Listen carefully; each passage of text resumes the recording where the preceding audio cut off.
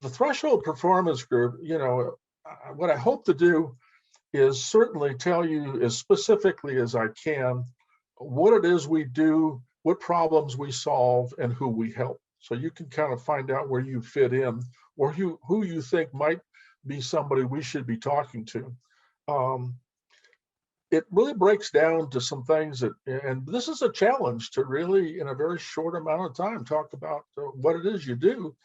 And I've got a story to support that at the end. But our job is to look further into the future than our clients, uh, measure the impact of trends, and translate these trends into high performance strategies. That's, 1, 2, 3. And by the way, I just want to make it clear, I am not using a teleprompter. Okay. So for those of you in the media, no, I do not, it's not out there. But I do have some notes because I want to keep solid to Randy's thing as my time period. So if I look down, it's because I just want to make sure I'm on target and doing a good job for you. But the strategies and having an opportunity to tackle trends makes us valuable to businesses so they can measure what they think is happening and what they should be paying attention to. The way we do that is that, I think like most objectives, you start with goals. And then our job is to step in and saying, okay, got these goals. What obstacles are we going to encounter? And when we talk about a threshold, when you step over a threshold in like a house or something like that, that's a piece of cake. You just step over it. But for somebody that you've ever seen who has had a surgery or is in a wheelchair, just a 1-inch threshold will prevent them from changing rooms. And so it's different for everybody. And our job is to assess that and eliminate those thresholds and then leverage the results that we get from that. That may sound like a small thing, but it's a big thing when you talk about holding companies back. Something of maybe of interest is that they say anything done well looks easy. But I want to share with you that I spend at least 12 hours, maybe more like 10 to 15 hours a week studying and learning and keeping up with things so that, that I'm on target for folks, because what I share with them, they think that, hey, this is important. And probably one of the questions that people have, they say, well, Don, you live in High Point. Why do you drive all the way up there to, Mount Airy to be in the chamber? And I think that's a question that everybody asks me. But I said the main thing is I found that Mount Airy is just a wonderful community. It's a wonderful economy. And I have always felt welcome in Mount Airy. And that's the first thing that you have to have when you're doing business with people. You don't want to feel like you're pushing them or that you're forcing your way into them, that they really want you there, because that implies a level of responsibility of, if I'm going to listen to you, you better make sense. And so I want to thank everybody in Mount Airy for making me feel welcome and to do our best. And the center of what we do is profit. And something you probably haven't thought about is that what's the purpose of every business? And people talk about this, they talk about this, they usually get it wrong, because the purpose of every business is to make money. Now, that's not a cold fact. That is just, you got to follow the cash if you want to know what's going on. You're there to make money. That doesn't mean you can't do a lot of wonderful things, but that's how you make your money. And making money is very simple. You just take your revenue and you sell it. You substitute. You subtract your expenses, and you get profit. And any business that does not exist to make money is either a not-for-profit, which is fine, a hobby, or a pastime. All those are valuable, but they're not businesses. And what we focus in is kind of a little bit of all, but we focus in on business. So let me be more specific about what the performance group does as my role as the owner. And I think the best way to do that is to kind of go back a way and say, my dad was a really dynamic entrepreneur. He started a business that's lasted over 70 years. That's amazing in this economy, 70 years. And he was a master network. And what he did was that he mentored me without me knowing it, which is kind of slick, but I really appreciate what he did. And he taught me that entrepreneurship is a tool. It's not necessarily just a business category. And in doing that, I started my first business when I was 9 years old. And I never stopped because he looked at starting a business as a tool to solve a problem. It wasn't you just want to start a business and have your ego take. Those are the folks that fall by the wayside. But that means that since I've been in the Carolinas and started my career after the military, I've had the privilege of starting 10 ventures. Those have ranged anywhere from local to international, and I've served as the president of 4 of those ventures. And so this has given me some experience that I consider valuable. In all of these areas, what's the common denominator is I get really excited about doing something that's never been done before or that's never been tried. And it takes a special set of qualities to be able to jump in with a blank piece of paper and come out with a strategy for success. And I've been able to do that. And that's one reason why people come to me, because they know that I probably sat in their chair and gone to sleep with their problems.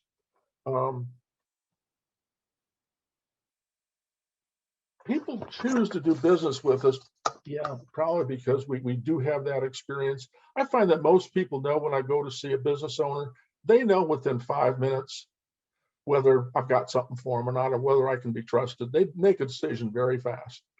And it's our ability to get results. One fellow said, Don, very simply, he says, you folks are catalysts. You come in, you make things happen, positive things happen, and you get the job done. One of the things that I do want to emphasize, because it may seem like I work alone, and that's not true. I may lead the company, but what we do is that once we know what has to be done, is that we know what people we can call in who are experts to be able to get the right services to people. And in that way, with the best experts, actually, in all phases of a project, it's more cost effective. And our clients know that we're bringing in the very best. And so that's how we operate. That's why I say we're a group. We bring in the experts. In trying to figure out, trying to solve a problem, we have 2 specific markets. One is organizations, and the other is individuals. Let me ask you some questions that might help you a little bit. And I'm just going to read these off and we can talk about them maybe when we get together. But you hired the whole employee, but how do you know you're getting your money's worth? Are you getting a full employee when they sit down? Do you know how to restart the profit engines of your business as the economy begins to open up? Do you have a detailed written plan for this? Have you been keeping up with the changes in your industry during the pandemic? How does your staffing look compared to before the pandemic? And this one is funny, but it's not funny. Somebody asked me and they said, well, how many employees do you have? And they'd say, well, before the shutdown, many of our employees quit. They just didn't leave.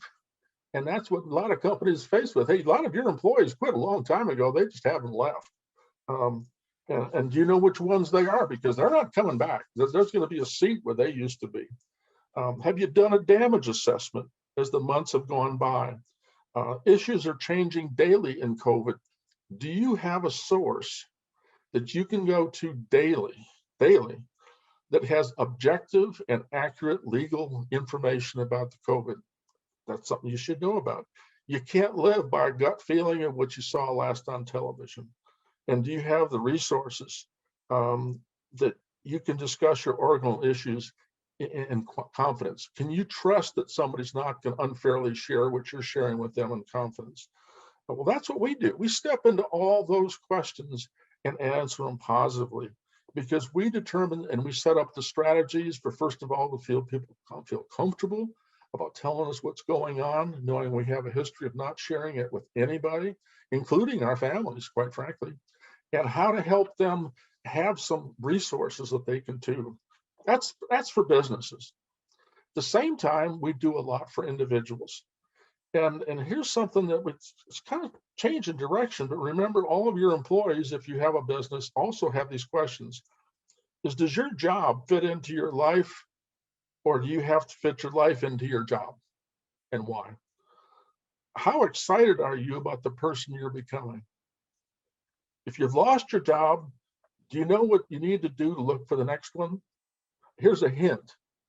It's not another job. Think about that for a second. What do you need to look for next? And it's not a job. If you're over 40, are you still trying to figure out what you want to do when you grow up? Do you know how to support someone that you really care about in their job search? And surprise, over 90% of people, as strong as they think they're trying to help, do the wrong thing. If you feel you did everything right, why does your life seem to be a big disappointment? What went wrong? Do you feel you're not getting paid what you're worth? Do you know what to do about it? And this is really a timely one. Is college a wasted time and money in the post-COVID economy? And what other options do you have? This is important because those weren't meant to be tricky questions. They're actually very logical questions right now that people are asking themselves. And in that respect, we have those answers. We clarify people what's really going on so they can make good decisions. And we've been able to do that. And when you hear me talk about, Legal Shield or the products I deal in the healthcare field, there are 5 specific things that prevent a company from getting their full level of value from an employee. And the 5 things that we cover remove those distractions so the employee can be at 100% and the company can be 100%. So they blend, but again, we have 2 separate markets. We have solutions to each one, but there is an overlap. Time-wise, we're doing pretty good. Let me just consider this. Right now, just please don't go to sleep. I know it's early yet, but I want you all to just close your eyes. And here's what I want you to do. Imagine a big umbrella, and you open that umbrella. Underneath the umbrella, you see in bold letters, the Threshold Performance Group. Big umbrella, Threshold Performance Group. Under that, you see the words organizations. And you see the words below that say create profit and performance strategies. And then below that, you see the word individuals. And under that, the words that says career management and develop strategies. And lastly, it says your partner in creating a high performance, profitable organization and joyful life. That is something that I worked a couple of days on because I had to answer that tough question. What is it that we really do? And I found that by answering those questions and thinking about that umbrella, all of these things fit under there. And one of the toughest questions I have to answer is that people say, well, Don, I'm confused. I hear you talking about Legal Shield. I hear you talking about CBD oil. I hear you talking about strategies. How do you do all these things? And the answer is very, very, very simple. I just don't do them all at the same time. I can do one thing, I finish it, and then I change hats. And that's really important because right now, one of the most important trends is that we're facing is that everybody has to be able to do more than one thing. You may have an accountant in your business. That's great. And all they had to worry about was counting the beans. But now they might also be part of supplementing the marketing staff. They're very strong advisors to the president of the company. You have people who, I know I worked in a company where the gentleman who was the HR director, great, but he also was the director of shipping and receiving. He had to go from upstairs to downstairs all day long. Well, with a cutback that we've had in businesses that goes back almost 10 years, everybody has had to hold more than one cap. And I think about small things right there in Mount Airy is I remember an episode of the Andy Griffith Show where he pulls over a lady who's speeding through Mayberry and she comes in and she's all haughty and this kind of thing. And she says, Sheriff, how long is this going to take? And he says, you're going to have to meet with the Justice of the Peace. And she says, well, when's that going to be? What is it going to take to get him in here? And he takes the placard that's on his desk and he flips it over and it says Justice of the Peace. He said, okay, now let's just, and I never forget that because he was changing hats as he sat, but business isn't that much different today. You might be the owner, but you also may have to be out there calling. I know, Randy, you talked about getting out of your office and actually going out and meeting with some of your customers. Up until the last 10 years, there are a lot of people who not only haven't talked to their customers, they haven't talked to their employees. They live in this silo of quiet, and can't do that anymore. And so some of the things that we do is show people how to blend these roles so that you're making success. And I think that's an important factor in that. And that's where we come in with the things that are, are important. And I'm going to put this in another perspective. I have 3 daughters. My youngest daughter is named Jenny. And at one time I was named the president of a training company, and we hadn't gotten an office yet. So I had a desk in my living room, and she came up to my desk one morning, and you got a picture, she's just, like head high to my desk. And she says, Daddy, what do you do? I says, what do you mean? Honey, what do you do? And I said, what do you mean? He says, well, and she mentioned the neighbors. Well, he works at Wake Forest, and he's a doctor at Wake Forest Hospital, and he works with Haynes, and he works with PepsiCo. Daddy, what do you do? Because I don't leave. And I said, well, honey, I started this very, very elaborate, as a training company, we teach people how to communicate. We teach people how to get along, and we teach things. And so she sat there and she thought, and she says, well, it sounds like what you do is you teach adults what they should have learned at my age. Okay. And there's a lot of truth to that, is that, kids will tell you a lot of what's going on. And what I want to read is for you to hear, who do I turn to as recognizing, as I call it, my team of champions, the folks that have taught me important lessons that have been the building blocks of the Threshold Performance Group. And let me just run through these. And I think we're just about on time, Randy. Is that, first of all, is Mother Teresa. I had the privilege of being in her presence one time, and that's what she taught me, is the power of presence. You could feel her aura, so to speak, before you actually had a chance to talk to her. So she taught me the power of presence. The astronaut, Neil Armstrong, first man on the moon. I had a chance to be with him, and he taught me what true quiet courage looks like. He was not egotistical, he was very quiet, but can you imagine the courage it took to do what he did? Arnold Palmer, he showed me what a legend and a true champion is all about. I had more than one opportunity to meet with him, and one of the things that was very special to me is that he was being honored with a statue at Wake Forest. And just before he took the walk over there, I had a chance to go up to him and thank him for being such an honorable champion and meaning so much to so many people. That was special for me. Coach Lou Holtz, if you've ever heard of Lou Holtz, and he taught me the value of making other people feel important. He was at a celebrity golf tournament, and all the celebrities would go through. Lou Holtz was the only one who voluntarily walked up to the crowd and talked to him. And he asked them questions, and they just engaged him right away. And you could see why he was such a good recruiter, because he listened so much, but he was not afraid to go engage people. Somebody you probably don't know is Don Lund. Don Lund was the most highly recognized varsity athlete at the University of Michigan. And I got to know him quite well because, I dated his daughter. And so I had a chance to see some things. But one of the things that he did in less than 5 minutes was showed me how to coach people. And he showed me how to build in the fireplace when I was getting nothing but smoke. Okay.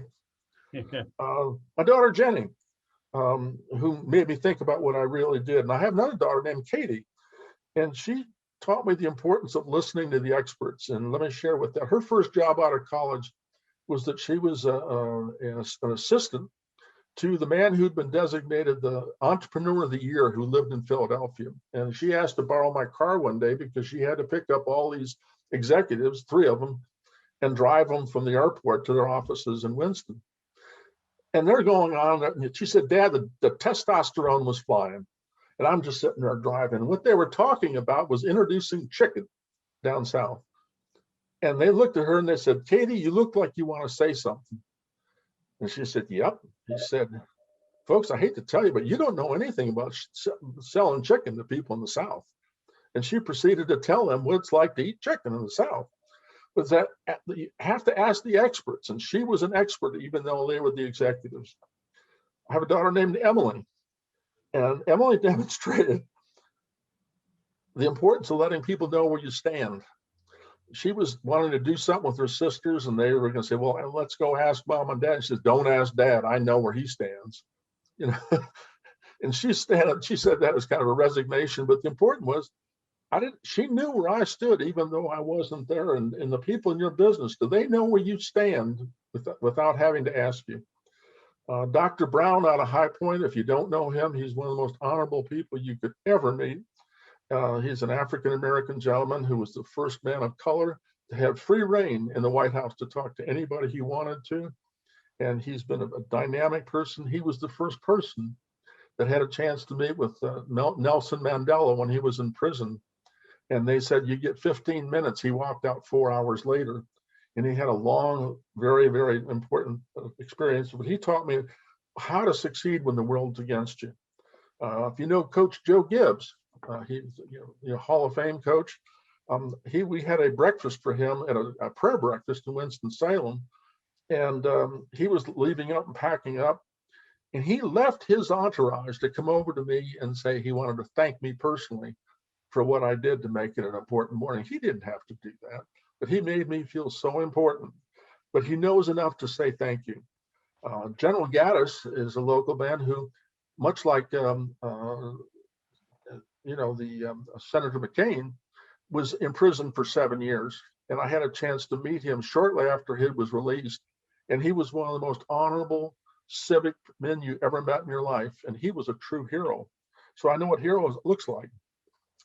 Got one or two more and that's it. But Lee Iacocca was named one of the top 5 business leaders of the 20th century. And I was given an opportunity to interact with him. And we actually had a wonderful relationship in his last couple of years. And what I chose to do is I wrote him a personal letter thanking him for what he did, for all the people who had jobs at Ford Motor Company when he came out with the Mustang and he saved, the Chrysler Corporation. He was a very major player in the reconstruction of Statue of Liberty. And I wanted to let him know, I don't know how many people ever said thank you to him during his career, but it was special to me. Last two, I think you could probably guess, is my mom, who showed me what compassion really looks like, and my dad, who showed me what real men look like. I didn't think about those until probably, surprisingly enough, last night, Randy, when I was trying to figure out how can I make this real? How can I make this more than a long list of the things that maybe I've done? I appreciate you talking about, it was real thrill to sing My Girl, the most widely recognized song in the world, with the Temptations on stage. And if you really want to see some moves, let me tell you, I had them. I was there right with them with the choreography. And my heart was beating fast. I think it was louder than the music. But think about for a second, who have been the building blocks of your business? Who have been the ones that taught you the postgraduate things in the School of Hard Knocks? Somebody said one time that said, experience is not the best teacher. It's only the best teacher if you take time to reflect on it. I would venture to say very few of us ever do that. At the Threshold Performance Group, our stock in trade, very simply, was we know what questions to ask. So you have an opportunity to answer them. And then we put together the strategies. And it's whether you're an individual trying to make a career, or if you're running a business, we've been that person in the mirror who talks back to you and gives you the best of what we have to offer. I appreciate the chance to share with all of you some personal things, some aspects of, it's kind of amazing when I start thinking about all the things I've been blessed to be able to do, the people I've been able to meet.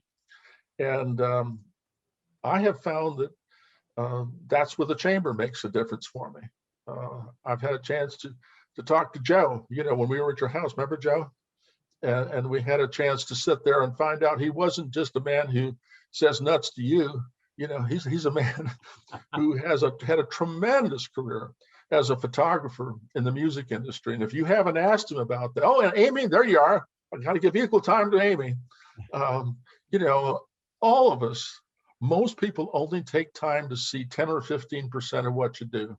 My last words is to say, hey, if you really want to be happy, if you really want to make a difference, take time to ask that extra question to get to know what is behind people other than the obvious, which is their job title, because they are not their job.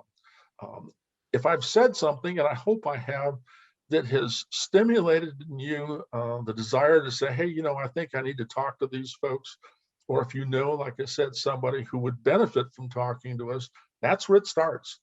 And the first meeting we do not charge for that. So you have a chance to get the ball rolling, and there might not be anything more than that. But I think you'll find very quickly that the fact that we do turn to a very deep box, so to speak, of experts, that's where we make a difference. And in the 3 minutes we have every week, there's no way I could bring those things up. So the fact that I've gotten some time this morning, Randy and Travis, and to all of you, thank you for being here for me, giving me the chance to tell you the rest of the story, like Paul Harvey used to say, right. And to show you there's a whole lot there. And for those that have sat down with me, I do want to warn you, is that I do have a few stories. And I want you to pass that on. I want to ask you, how many of you know what president is in a photograph in Randy's office?